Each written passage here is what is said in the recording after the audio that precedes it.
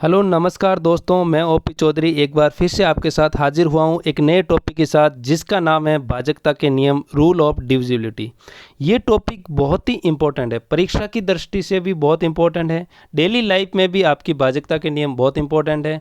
और मैथ के दूसरे टॉपिक, इस भाजकता के नियम पे जो क्वेश्चन आते हैं वो तो इम्पोर्टेंट है ही, लेकिन इसके अलावा जो टॉपिक है उनमें भी ये काम आता है। और आप क्वेश्चंस को जल्दी करने के लिए भाजकता का नियम बहुत ही इम्पोर्टेंट है।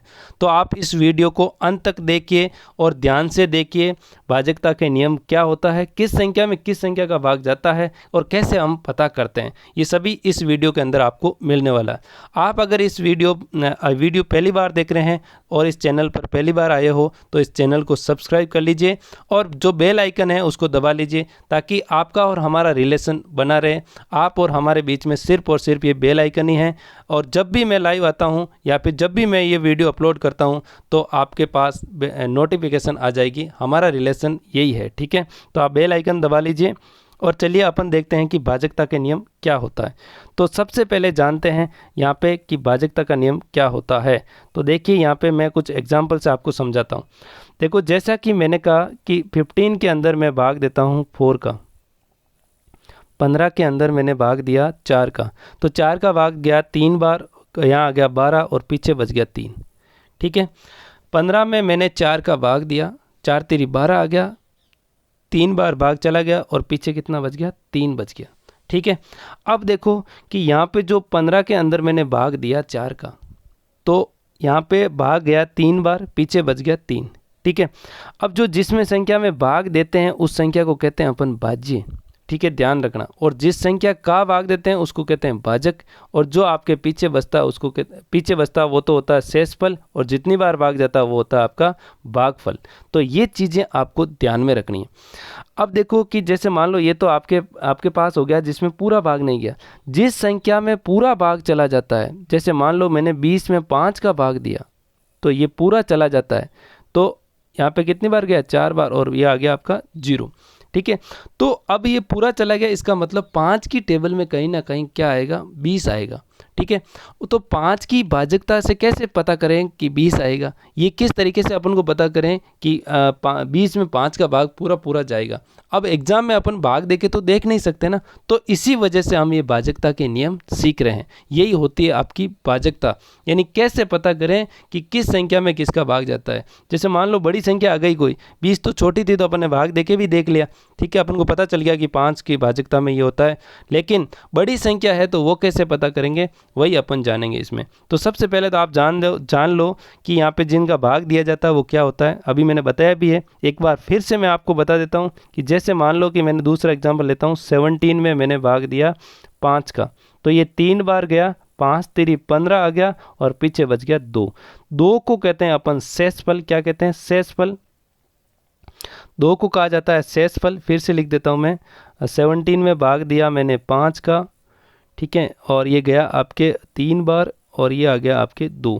तो 2 को कहा जाता है आपके, 2 तो है शेषफल, 3 है जो ये जो शेषफल है 2, और 3 को कहा जाता है भागफल। और जिस संख्या में भाग दिया जाता है वो कहलाती है भाज्य, जिस संख्या का दिया जाता है वो होता है आपका भाजक, ठीक है। अब इनको इंग्लिश में क्या कहते हैं, इंग्लिश में देखो भाजक को कहा जाता है, भाजक जो होता है उसको कहा जाता है डिविजर। क्या कहा जाता है, डिविजर कहा जाता है। और जो भाज्य होता है उसको कहते हैं डिविडेंड, ठीक है। और जो भागफल होता है उसको कहते हैं क्वोशेंट, और जो शेषफल होता है उसको कहते हैं रिमाइंडर। ये भी ध्यान रखना, ठीक है। अब जो ये है, अब याद कैसे रखोगे एग्जाम में कि हमें कैसे पता चला, क्योंकि आपके पास जो क्वेश्चन आता है वो इस तरीके से आता है कि ये जो 4 वर्ड दिए हुए हैं, 4 जो शब्द दिए हुए हैं, भाज्य, भाजक, भागफल और शेषफल, इनमें से किसी 3 का मान आपको बता देगा। हो सकता है ऐसे भी बता दे कि भाजक होता है जो भागफल का 3 गुना है, इस तरीके से भी बोल सकते हैं। शेषफल का मान दे सकते हैं और भाज्य पूछ सकते हैं। हो सकता है आपको भागफल पूछ सकते हैं, हो सकता है भाजक पूछ ले, हो सकता है शेषफल पूछ ले, ठीक है। 3 का वैल्यू आपको देंगे और 1 का मान पूछेगा, और कई बार एग्जाम में ऐसे क्वेश्चंस पूछे जाते हैं। तो अब आप कैसे याद रखोगे कि भाज्य कौन सा होता है भाजक? तो वैसे तो आपको याद है कि भाज्य बराबर भाजक इंटू भागफल प्लस शेषफल, ये लाइन आपको याद रखनी है। अगर नहीं भी रहे तो आप इस तरीके से याद रखो कि जिस संख्या के अंदर भाग दिया जाता है वो संख्या टूट जाती है। जैसे 17 में भाग दिया तो 17 छोटी हो गई, टूट गई।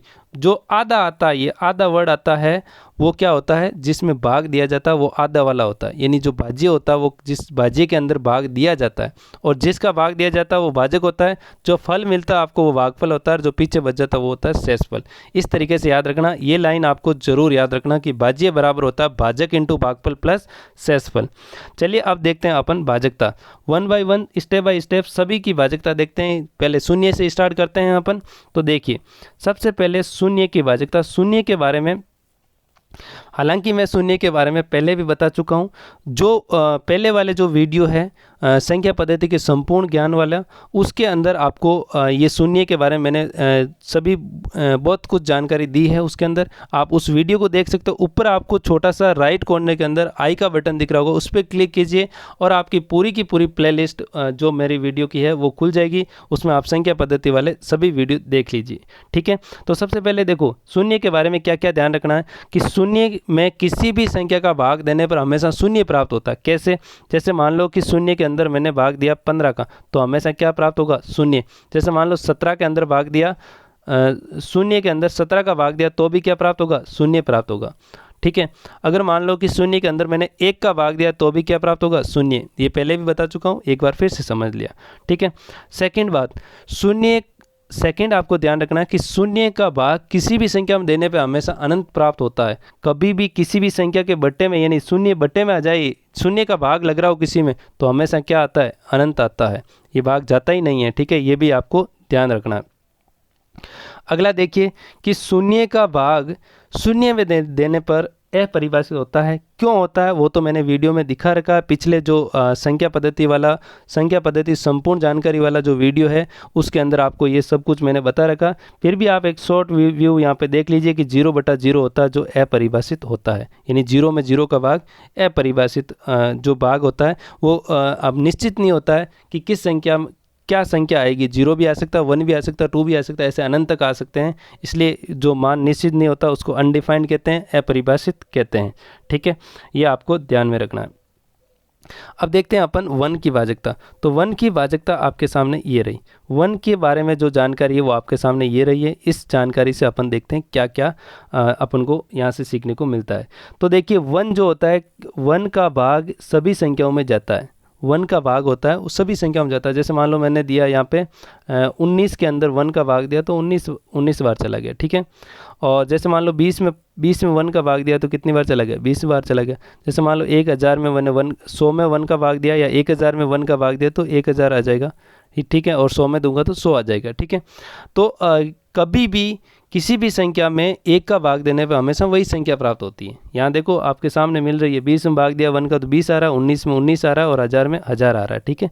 तो किसी भी संख्या में अगर 1 का भाग दिया जाता है तो हमेशा वही संख्या आती है। तो ये नॉर्मल बात थी, ये आपको ध्यान रखना है। ये रिट वगैरह में आपके इस तरीके के क्वेश्चन पूछ सकते हैं, सी-टेट या रिट में, ठीक है। तो ये ध्यान में रखना आपको। चलिए अगला देखते हैं क्वेश्चन नंबर 2। 2 नंबर क्वेश्चन अगला जो है आपके 2 की भाजकता। 2 की भाजकता है। 2 की भाजकता में क्या है कि जिसका अंतिम अंक, 2 की भाजकता कैसे पता करेंगे कि संख्या में 2 का भाग जाता है? देखो छोटी संख्या होगी तो कोई बात नहीं है, अपन इजीली बता सकते। जैसे 24 है तो 24 में अपन बता सकते हैं कि 24 में 2 का भाग जाता है। लेकिन बड़ी संख्याएं आ जाएगी तब क्या करेंगे? तो आपको ये ध्यान रखना कि जिसका अंतिम अंक पहले भी बता चुका हूँ मैं सम संख्याओं के अंदर। वो वीडियोस अगर आपको देखने हैं सम संख्याओं वाला तो वो इकाई अंक वाला जो वीडियो है उसके अंदर मैंने बताया था, और संख्याओं की संपूर्ण जानकारी उसके अंदर भी मैंने बताया था। वो आपको ऊपर आई का बटन दिख रहा है, उस आई के बटन पे क्लिक कीजिए, पूरी प्लेलिस्ट खुलेगी और प्लेलिस्ट में वो वीडियो देख लीजिए आप, ठीक है। और मैं यहाँ पे बता दूँ आपको कि जिस संख्या का अंतिम अंक 0, 2, 4, 6 और 8 हो, या फिर आप ऐसे भी कह सकते हो कि जिसके अंतिम अंक में 2 का भाग पूरा जाता हो, जिसके अंतिम अंक में 2 का भाग जाना चाहिए, ठीक है। जिसके अंतिम अंक में 2 का भाग जाता हो, या फिर आप ऐसे कह सकते हो कि 0, 2, 4, 6 और 8 ये अंतिम अंक में लिखा हो, या फिर 2 का भाग पूरा जाता हो, ठीक है, तो उसमें उस संख्या में 2 का भाग पूरा पूरा जाएगा। ये 2 की भाजकता है। कैसे? एग्जाम्पल अपने सामने रहे यहाँ पे। देखो ये एग्जाम्पल लिखा हुआ है, छोटी संख्या आएगी तब तो पता कर ही लेंगे, लेकिन ये बड़ी संख्या है, तो इस संख्या को आपको भाग 2 का देख के ऐसे बैठ के देना नहीं है भाग, सीधा देखना है कि लास्ट अंक क्या है, 0, 2, 4, 6 और 8 में से है, हाँ 6 है, तो इस संख्या में 2 का भाग जाएगा। ठीक है, इस संख्या में 2 का भाग कंप्लीट जाएगा। अब देखो इसमें मैंने चेक किया तो इसमें लास्ट अंक 9 आ रहा है, जबकि अपना आना क्या चाहिए था, 0, 2, 4, 6 और 8 आना चाहिए था, तो इसमें 2 का भाग नहीं जाएगा। ठीक है, चलिए आगे देखते हैं 3 की भाजकता।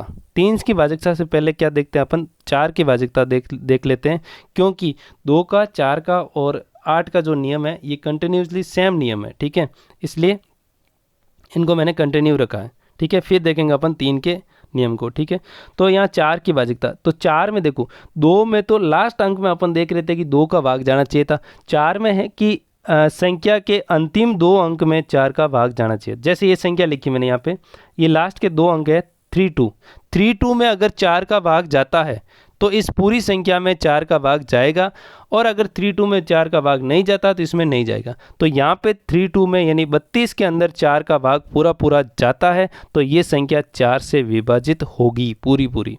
ठीक है, अब कभी भी आपको 4 के लिए चेक करना हो तो पूरी संख्या चेक मत करना, लास्ट के 2 अंक चेक कर लेना। 2 में अगर भाग पूरा पूरा जा रहा हो तो श्योर है कि उस संख्या के अंदर 4 का भाग पूरा पूरा जाएगा।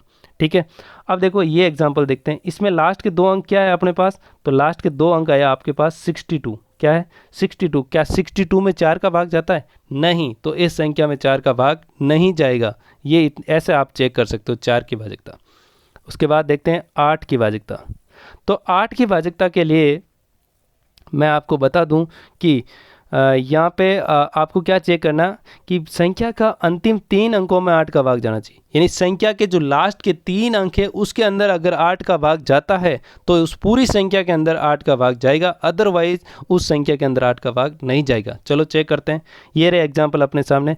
अंतिम 3 अंक मतलब 432 यानी 432 के अंदर 8 का भाग जाएगा क्या, तो अपन 432 में 8 का भाग देंगे तो देखो 40 में पहले 43 में देना पड़ेगा, 43 में 8 का भाग देना पड़ेगा, तो 40 में पूरा जाएगा, 3 बचेगा, फिर 32 में भाग चला जाएगा। इसका मतलब इस संख्या में 8 का भाग पूरा जाता है, तो ये संख्या में भी पूरा 8 का भाग जाएगा। अगला इसमें देखते हैं, चेक करते हैं, लास्ट के 3 अंक क्या है, 362 है। क्या 362 के अंदर 8 का भाग जाएगा? नहीं, 8 का भाग यहाँ पे देंगे अपन किस में, 36 में, तो 32 में कंप्लीट जाएगा, फिर बच जाएगा आपके पास 4, और 4 के साथ 2 लिखेंगे तो 42 हो जाएगा। 42 में 8 का भाग पूरा नहीं जाता है, इसलिए इस संख्या में 8 का भाग नहीं जाएगा और इस संख्या में 8 का भाग जाएगा। तो 8 के लिए आपको क्या करना है, लास्ट के 3 अंक चेक करने, 4 के लिए लास्ट के 2 अंकों में 4 का भाग देके देखना है, और 2 के लिए आपको या तो ऐसे ध्यान रखो कि 0, 2, 4, 6 और 8 लिखा हो लास्ट में, या फिर 2 का लास्ट वाले अंक में 2 का भाग ही देके देख लो, दोनों एक ही बात है। अब देखते हैं अपन अगला 3 और 9 का नियम। देखो 3 और 9 का नियम लगभग सेम है। ठीक है, सेम कैसे वो भी मैं अभी बता दूंगा। 3 और 9 के लिए आपको क्या करना पड़ता है, उनके अंकों का योग करके देखना पड़ता है। चाहे 3 का नियम देखो या चाहे 9 का नियम देखो, उनके लिए अंकों का योग करके देखना पड़ता है। अगर अंकों के योग में अगर आप 3 का नियम चेक कर रहे हो तो अंकों के योग में 3 का भाग पूरा जाना चाहिए, और अगर आप 9 का नियम चेक कर रहे हो तो अंकों के योग में 9 का पूरा भाग जाना चाहिए। ये है आपका 3 का और 9 का। कैसे? जैसे मान लो इस संख्या में चेक करते हैं कि 3 का भाग जा रहा क्या, तो इसमें अंकों का योग करना, अंक मतलब ये लिखे हुए ना 2, 3, 2, 1, 6 और 3, इन सब का योग करना। तो मैं यहाँ पे योग करता हूँ, देखो 3 + 2 + 1 + 6 + 3, तो इन सबको आपको जोड़ना है। तो मैं इनको सबको जोड़ूंगा तो देखो 3 और 2 5 और 1 6, 6 और 6 12, 12 और 3 कितने हो गए 15। क्या 15 में 3 का भाग जाता है? हाँ, 15 में 3 का भाग जाता है, तो इस संख्या में 3 का भाग जाएगा। ठीक है, इस संख्या में क्या होगा, 3 का भाग जाएगा। चलो अगला चेक करते हैं, अगला इसको चेक करते हैं कि 4 + 2 कितने हो गए 6, 6 + 6 12, 12 और 6 18, 18 और 2 20, 20 और 7 27। क्या 27 के अंदर आपका 3 का भाग जाता है? हाँ, 27 के अंदर 3 का भाग जाता है, तो इस संख्या के अंदर भी 3 का भाग जाएगा। ठीक है। अब देखो इनका योग आया था 15 और इसका योग आया था आपके 27 आ रहा है, ठीक है। तो ये तो 3 का तो अपन ने चेक कर लिया, अब 9 का चेक करते हैं। तो 9 का नियम चेक करने के लिए अपन क्या करते हैं कि देखते हैं कि उस संख्या में 9 का भाग अंकों के योग में 9 का भाग जाता है क्या। जैसे इस संख्या में आपको चेक करना है तो इनके अंकों का योग करना पड़ेगा 9, 9 और 6, 15, 15 और 3, 18, 18 और 4, 5, 9, 27, 27 और 9, 36। तो ये संख्या के सभी अंकों को जोड़ेंगे, मतलब ये इन सब को जोड़ेंगे, योग करेंगे इनका, तो आएगा 36। 36 में देखेंगे कि 9 का भाग जा रहा है, तो 9 का भाग जा रहा है, तो इस संख्या में 9 का भाग जाएगा, कंप्लीट पूरा पूरा भाग इसमें जाएगा। आपको बस इनके अंकों का योग चेक करना है, ठीक है। 3 और 9 का जो नियम है बहुत ही इंपॉर्टेंट नियम है, इसको आपको ध्यान में रखना है, ठीक है। अब देखिए कि अगला जो एग्जाम्पल है ये देखते हैं। तो अगले एग्जाम्पल में इन सब का आपको क्या करना है, योग करना है। तो यहाँ पे मैं योग करता हूँ, तो मैं योग इस तरीके से करता हूँ कि 8 में क्या जोड़ूँ कि 1 9 हो जाए 9। तो 8 और 1 कितने हो गए 9, 4 और 5 कितने हो गए 9, और देखो यहाँ 4 लिखा हुआ और ये 5 लिखा हुआ, कितने हो गए 9। यहाँ 6 लिखा हुआ था और ये 3 लिखा हुआ था 9। तो ये सब 9 9 9 9 कितनी बार जोड़ लिया अपने, 1 2 3 और ये आपका हो गया, देखो 1 6 बज गया यहाँ पे, आपको पता है 1 6 बज गया। वापस से चेक कर लेता हूँ मैं, 8 और 1 यहाँ से जोड़ा तो हो गया 9, 1 4 और 5 ये जोड़ा तो हो गया 18, ये 4 और 4 के साथ में ये वाला 5 जोड़ दिया तो हो गया आपका 4 और 5 9, 18 9 हो गया आपका 27, 27 6 और 3 जोड़ दिया तो हो गया आपका 36, 36 और 6 हो गया आपके 42। क्या 42 में 9 का भाग जाता है, 42 में 9 का भाग जाता नहीं जाता, तो इस संख्या में 9 का भाग नहीं जाएगा, ये आपको ध्यान में रखना है। तो 3 और 9 के नियम के लिए आपको ये चीज़ें ध्यान में रखनी है। क्या रखनी है कि अंकों का योग करना है, अंकों के योग में 3 का भाग जाता है तो उस संख्या में 3 का भाग जाएगा, अगर उसमें 9 का भाग जाता है तो उस संख्या में 9 का भाग जाएगा, ठीक है। अब देखो कि मैं आपको क्या बताना चाह रहा हूँ कि देखो एक चीज़ इंपॉर्टेंट है, ये नोट ही कर लेना कि जिस संख्या में 9 का भाग जाता है, जिस संख्या में 9 का भाग जाता है उस संख्या में 3 का भाग हमेशा जाएगा ही जाएगा।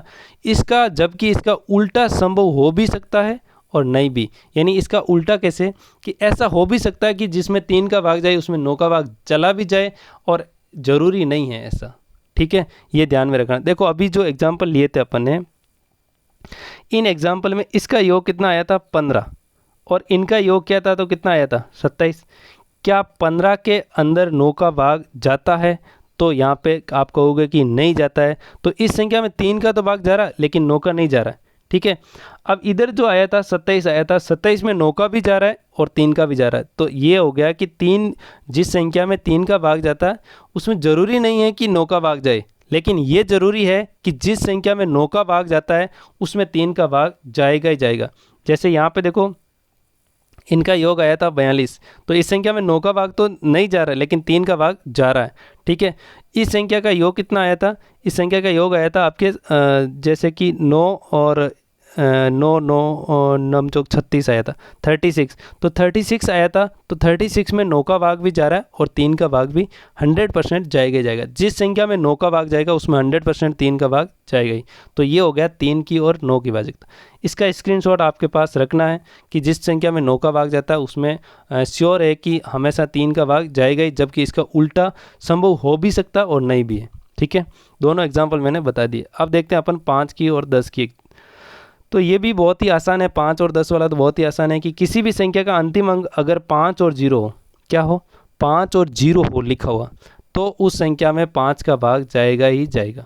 जिस संख्या के अंतिम अंक देखो, जैसे उदाहरण के लिए इस संख्या था, ये संख्या थी, इसमें अंतिम अंक क्या लिखा हो 5 और इसका अंतिम अंक क्या लिखा हो 0। तो अंतिम अंक अगर 5 और 0 है तो इसमें 5 का भाग जाएगा और इसमें भी 5 का भाग जाएगा, ठीक है। अब तथा जिस संख्या का अंतिम अंक 0 हो, जिस संख्या का अंतिम अंक 0 हो उसमें 10 का भाग जाएगा, यानी 10 का भाग उस संख्या में जाएगा जिसका अंतिम अंक क्या होना चाहिए 0 होना चाहिए।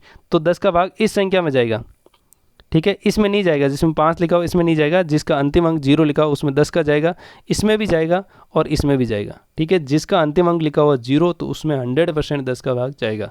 तो अब एक ऐसी कंडीशन यहाँ पे भी बनती है कि जिस संख्या में 10 का भाग जाता है उस संख्या में 5 का भाग हमेशा जाएगा। जिस संख्या में 10 का भाग जाता है उस संख्या में 5 का भाग हमेशा जाएगा। तो देखो यहाँ पे अभी अपन ने देखा था कि इसका अंतिम अंक क्या था 5, तो इसमें आपके 5 का ही भाग जाता है, लेकिन इसका अंतिम अंक क्या था 0, तो इसमें 5 का भी जाता है और 10 का भी जाता है। इनका अंतिम अंक क्या थे 0 0, तो इसमें 10 का जाता है, 10 का जाता है, तो इनके साथ में इसका 5 का भी जाता है। तो जिस संख्या में 10 का भाग जाता है उसमें 5 का भाग तो जाता ही है। चलिए अगले देखते हैं 6 की भाजकता। अब 6 की भाजकता के लिए आपको क्या चेक करना है कि जिस संख्या में 2 का और 3 का भाग जाता है उसमें 6 का भाग जाएगा। जिस संख्या में 2 का और 3 का भाग जाता है उस संख्या में 6 का भाग जाएगा। देखो अभी चेक करके देखते हैं, जैसे ये संख्या लिखी हुई है, तो क्या इस संख्या में 2 का भाग जाता है? तो 2 का नहीं जाता, तो इसमें 6 का भी भाग नहीं जाएगा। सीधी सी यहीं से कह सकते हो आप, ठीक है। ये संख्या देखते हैं तो यहाँ से अपन को पता चला कि यहाँ पे 2 का भाग जाता है। कैसे कि लास्ट अंक क्या लिखा हुआ 6, और लास्ट अंक में देख लो या तो 2 का भाग दे के देख लो, या फिर 0 2 4 6 और 8 हो तो उसमें 2 का भाग जाता है, ठीक है। तो ये चेक कर लिया अपने, इसमें 2 का जाता है, लेकिन 3 का चेक करना। 3 का करने के लिए क्या करते हैं, अंकों का योग करते हैं। 2 + 6 8, 8 और 7 15, 15 और 3 18, 18 और 3 21, 21 और 3 24, 24 और 6 30। तो ये हो गया टोटल 30। क्या 30 में 3 का भाग जाता है? कि हाँ, इसके अंकों के योग में 3 का जाता है। इसका मतलब इस संख्या में 2 का भी भाग जा रहा है और 3 का भी जा रहा है। जिस संख्या में 2 और 3 दोनों का भाग जाता है उसमें किसका भाग जाएगा? 6 का। यही 6 की भाजकता है, ठीक है। हालांकि ये इतनी इंपॉर्टेंट नहीं है, फिर भी आपको ध्यान में रखना। अब जो ये इम्पोर्टेंट है और ये बहुत कम जगह आपको देखने को मिलेगी ऐसा, ये जो 7 और 13 का नियम है, दोनों का लगभग सेम नियम है, ठीक है। दोनों का सेम नियम है, बस यही होता है कि बड़ी संख्याओं के लिए ये नियम काम आता है। बड़ी संख्याएं मतलब जैसे आपके पास बड़ी संख्याएं हो गई 6 अंकों की हो गई या 5 अंकों की हो गई, ठीक है। इस तरीके से जो बड़ी संख्याएं होती है 4 अंकों की हो गई, उन बड़ी संख्याओं में आपको क्या करता है, ये आपकी हेल्प करता है ये नियम, ठीक है। इस नियम में क्या है कि देखो, कह रहा है कि सामान्यतः 3 अंकों से जो बड़ी संख्याएं होती है उसके लिए ये नियम काम करता है। इसमें 3-3 अंकों के समूह बनाकर उसका अंतर करना होता है। यदि अंतर में 7 का भाग जाता है तो उस संख्या में 7 का भाग जाएगा। यदि जो अंतर आया उसमें 13 का भाग जाता है तो उसमें संख्या में 13 का भाग जाएगा। अब अपन चेक करते हैं, यहाँ पे ये संख्याएं लिखी हुई है आपके सामने। देखो ये यहाँ पे एक संख्या लिखी मैंने 400,444, ठीक है। हालांकि यहाँ पे 9 था, तो यहाँ पे अभी आप एक बार 4 से ही देखो कि यहाँ पे 4 से ही है, ठीक है। 400,444, ये 6 अंकों की संख्या है। आपको क्या करना है, इसको मैंने कहा कि 3-3 अंकों में विभाजित कर लेना। कैसे? जैसे देखो कि ये विभाजित कर लिया मैंने, 3 अंक इधर हो गए, 3 अंक इधर हो गए, तो अब इन 3-3 का कर लिया। अब इनका अंतर देखना, इन दोनों का अंतर देखेंगे तो कितना है, ये 400 है, ये 444 से अंतर कितना आ गया 44। तो 44 आ गया, तो क्या 44 में 7 का भाग जाता है? नहीं, 7 का भाग नहीं जाता, तो इस संख्या में 7 का भाग नहीं जाएगा, ठीक है। अगर मान लो कि यहाँ पे इस जगह पे आपके इस तरीके से लिखा हुआ मिल जाए आपको, क्या कि ये 4 की जगह 9 लिखा हुआ मिल जाए, तो 4 की जगह 9 लिखा हुआ मिल जाए, तो अब आप इसका दोनों का 3-3 को बांट लिए, 3 के इधर ग्रुप बना लिया, 3 का इधर बना लिया, ठीक है। अब इनको अगर आपको इनको डिफरेंस देखोगे तो कितना हो जाएगा, 449 इधर है, 400 इधर है, दोनों का अंतर करेंगे तो कितना बच जाएगा पीछे 49। क्या 49 में 7 का भाग जाता है? तो हाँ, 7 का भाग जाता है, तो इस संख्या में भी 7 का भाग जाएगा। क्या 49 में 13 का भाग जाता है? 13 का भाग तो नहीं जा रहा है, तो इस संख्या में 13 का भाग तो नहीं जाएगा। अब देखो कि ये संख्या देखते हैं, इस संख्या को चेक करने के लिए आपको क्या करना, 3-3 के ग्रुप बनाने। 3-3 के ग्रुप बना लिए, तो अब देखो 420 और एक थे 472, दोनों का अंतर किया, पीछे कितना बच गया 52, 52। क्या 52 में 7 का भाग जाता है 52 में? हाँ, नहीं जाता है। जाता है क्या? नहीं जाता है, नहीं जाता, तो इस संख्या में 7 का भाग नहीं जाएगा। इस संख्या में 7 का भाग तो नहीं जाएगा, लेकिन क्या 52 में 13 का भाग जाता है? हाँ, 13 का तो जाता है, तो 13 का इस संख्या में भाग जाएगा। इस संख्या में 13 का भाग चला जाएगा और इस संख्या में 13 का भाग नहीं जाएगा। अगर यहाँ पे 9 लिखा हुआ है तो 7 का भाग भी चला जाएगा। अदरवाइज़ अगर 4 ही लिखा हुआ है तो इसमें ना तो 7 का भाग जाएगा ना 13 का भाग जाएगा, ठीक है। तो ये था 7 और 13 की जो बड़ी संख्याएँ आ जाए उसके लिए। अब मान लो कि ये संख्याएँ इतनी बड़ी नहीं होकर ये 4 अंकों की आ जाए, जैसे कि ये 5 अंकों की आ जाए, इस तरीके से आ जाए 4449, ये आ गई, ठीक है। 4 अंकों की आ गई, तो आपको 3-3 के ही ग्रुप बनाने हैं, 3 संख्या पीछे रखनी है और इधर ये एक ही बच गई तो इधर 2 जीरो आ जाएंगे और क्या, ठीक है। तो आपको क्या करना है, 449 में से 4 घटाने हैं। मान लो कि संख्या आ गई आपके पास 5 अंकों की, ये इस तरीके से आ गई, ये आ गई। तो आपको इसका 3 अंक पीछे बढ़ाने, फिर इधर 2 अंक रह जाएंगे, तो पिछले 3 अंकों में से आपको ये 2 अंकों का सब्ट्रैक्ट करना है। यानी ग्रुप आपको पीछे से स्टार्ट करना है, पहले 3 के ग्रुप बनाने हैं। जो संख्या मान लो कि 3 का ग्रुप नहीं बन रहा, एक का ही बन रहा, तो एक ही रहने दो वहाँ पे। उनका अंतर देखना है। अंतर में अगर 7 का भाग जाता है तो वो 7 की भाजकता हो जाती है कि 7 का भाग पूरा पूरा जाता है, तो वो आप कहोगे कि उस संख्या में भी जिस संख्या का अंतर किया था, मतलब ये जो पूरी संख्याएं थी, ठीक है, जिसको बांट के आप अंतर कर रहे हो, उसमें 7 का भाग जाएगा। अगर उसमें 13 का जा रहा है तो उसमें 13 का भाग जाएगा। ठीक है, ये थी आपकी 7 और 13 की, बहुत ही इंपॉर्टेंट है और बहुत कम जगह आपको इस तरीके से लिखी हुई मिलेगी। आप इसको अच्छी तरीके से ध्यान रखना और बहुत ही आपके एग्ज़ाम में भी बहुत काम आएगी। ठीक है, अगर आप ऑप्शन से क्वेश्चंस को सोल्व करते हो तो वहाँ बहुत ही अच्छी तरीके से ये काम आएगी। ठीक है ना, ध्यान रखना है इसके बारे में। 11 का नियम तो बहुत इंपॉर्टेंट है, बहुत ही इंपॉर्टेंट नियम है ये 11 का। आपको इसको बहुत अच्छी तरीके से इसको ध्यान में रखना है। ठीक है, और 11 के नियम पे मैंने कई बार देखा एग्ज़ाम्स के अंदर क्वेश्चन, बहुत सारे क्वेश्चंस देखे हैं, सी टेट के अंदर, रीट के अंदर, फर्स्ट ग्रेड जो लेक्चरर का एग्ज़ाम हुआ था अभी उसके अंदर, और जो पटवार के एग्ज़ाम होते हैं उसमें, एलडीसी का एग्ज़ाम हुआ उसमें, आरएस में, सब जगह पे 11 का नियम बहुत ही इंपॉर्टेंट है। चाहे एसएससी हो, चाहे बैंक हो, चाहे रेलवे हो, सभी में 11 के नियम पे क्वेश्चन तो आता ही आता है। तो बहुत इंपॉर्टेंट क्वेश्चन है ये, बहुत ही इंपॉर्टेंट ये नियम है, तो इसको ध्यान रखना। देखो इसको किस तरीके से करेंगे, बहुत ही इजी वे में मैं आपको इसको समझाने की कोशिश करूंगा। ठीक है, आप ध्यान से इसको देखिए। आपको क्या करना है, लिखा हुआ यहाँ पे किसी सामान्यतः किसी भी संख्या के सम स्थान और विषम स्थान पर आए अंकों के योग का अंतर। यानी कहने का मतलब, अगर आपको ये जो संख्या लिखी हुई इसका चेक करना है कि इसमें 11 का भाग जाता है या नहीं जाता है, तो आपको क्या करना है कि ये जो सम स्थान मतलब यहाँ से मैं अगर गिनती लिखना स्टार्ट करूँ, 1 2 3 4 5 6 7 और 8, कितने अंक है ये, 8 अंक है। सम स्थान मतलब ये जो 2 4 6 और 8 के जगह पे जो लिखा हुआ, यानी यहाँ पे देखो ये वाले जो भी लिखे हुए हैं, ठीक है, ये सम स्थान हो गए। अब विषम स्थान कौन से वाले हो जाएंगे, तो विषम स्थान देखो ये वाले हो जाएंगे। जो बाकी बचे हुए 1 3 और 5, ये मैंने ऐसे ही गिनती लिखी है, नंबरिंग करी है चेक करने के लिए कि विषम जगह पे कौन सा आ रहा है। मतलब 1 3 5 और 7 के जगह पे कौन आ रहा है, 1 6 4 और 4, ये सब आ रहे हैं। तो ये जो पहले सम स्थान पर आए थे उन सब का योग करना, जोड़ना उन सबको, और जो विषम स्थान पर आए थे उन सबको जोड़ना है और उनका अंतर देखना। उनका अंतर अगर 0 आ जाए या फिर 11 का गुणज आ जाए कोई भी, यानी 11 आ सकता है उनका अंतर, 22 आ सकता है, इस तरीके से कोई भी, या तो उनका अंतर 0 आ जाए या फिर 11 के गुणज में आ जाए, तब आपके उस संख्या में, इस पूरी संख्या में 11 का भाग जाएगा तब। ठीक है, तब क्या आना चाहिए, या तो 0 आना चाहिए या 11 का गुणज आना चाहिए, तब उसके में किसका भाग जाएगा, 11 का भाग जाएगा। चलो अपन करते हैं चेक, याद कैसे रखेंगे वो भी देखते हैं और चेक करते हैं।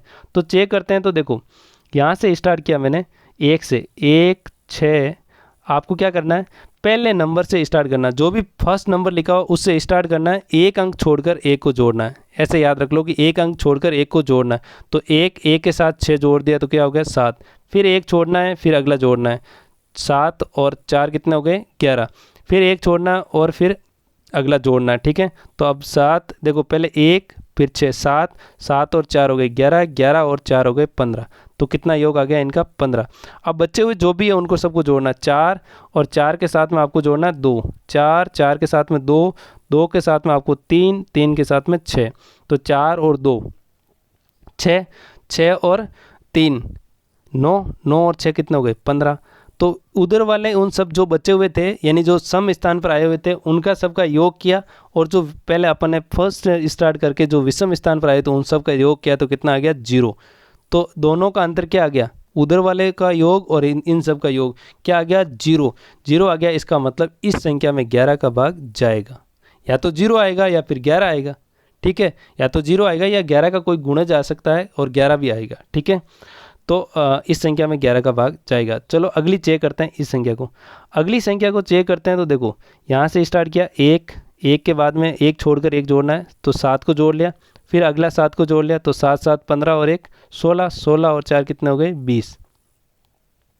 ठीक है, अब जो बच्चे हुए हैं उन सबको जोड़ना। बच्चे हुए कौन है, एक तो देखो 6 बचा हुआ था, 6 के साथ में 2 जोड़ना, 6 और 2 कितने हो गए, 8, 8 और 1 8 और 0 देखो 1 और 7, 7 और 7 14, 14 और 5 14 और 5 हो गए आपके 19 हुए, टोटल 20 नहीं हुए। इन सब का टोटल कितना हुआ? देखो एक के साथ में जोड़ा 7, 7 के साथ हम फिर 7 जोड़ा तो ये होगा 15, ठीक है। 1 और 7 8, 8 और 7 15, 15 और 4 हो गए 19। तो इनका टोटल कितना ये हो गया 19। अब जो बच्चे हुए उन सबको जोड़ना है। 6, 6 के साथ में 2, 2 के साथ में 0, 6 और 2 कितना हो गया 8। 19 में से 8 जाएंगे पीछे, कितना बच गया 11। तो 11 बच गया, तो आपको यही बचना चाहिए था, या तो 0 बचना चाहिए था या 11 बचना चाहिए था। तो इसमें इस संख्या में 11 का भाग जाएगा आपका पूरा पूरा, ठीक है। आई होप कि आपको समझ में आया होगा।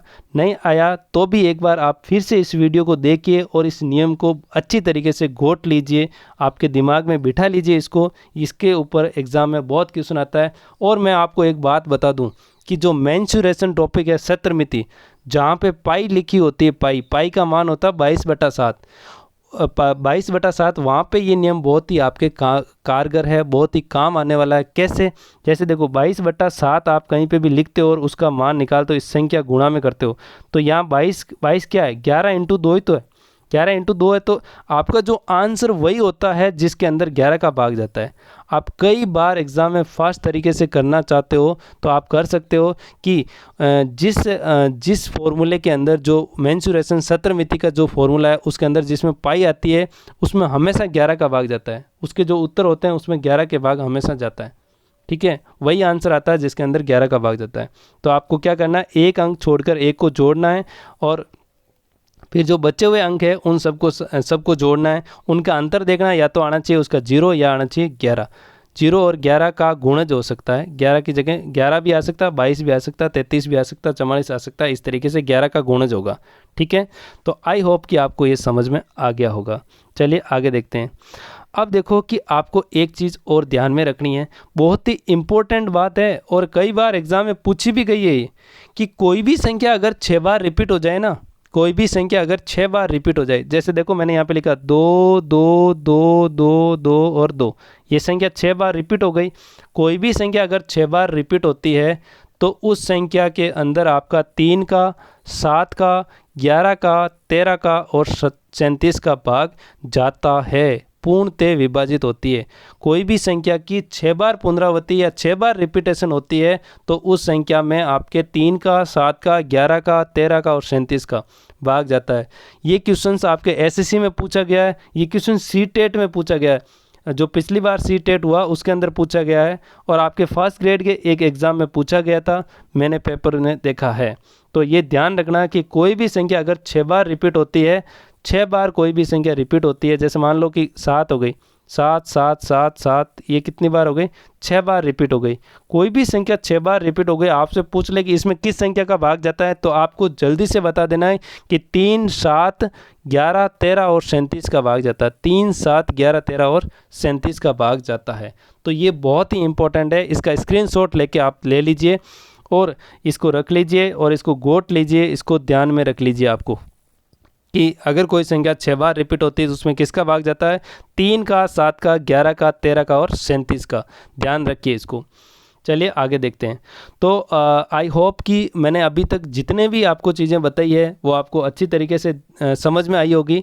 और आप इस वीडियो को अगर समझ में नहीं आई तो बार बार देखिए, बार बार देख के आपको जो आज मैंने चीज़ें बताई बहुत ही इंपॉर्टेंट है, ये बहुत ही इंपॉर्टेंट चीज़ें हैं, इनको आपको ध्यान में रखनी है। ठीक है मेरे प्यारे दोस्तों, आपको ये वीडियो अच्छा लगे तो इस वीडियो को लाइक कीजिए, इस वीडियो को शेयर कीजिए। और मैं एक बात बता दूं कि हमारा जो टेलीग्राम ग्रुप है ओपी कॉन्सेप्ट नाम से, ठीक है, उस टेलीग्राम ग्रुप को आप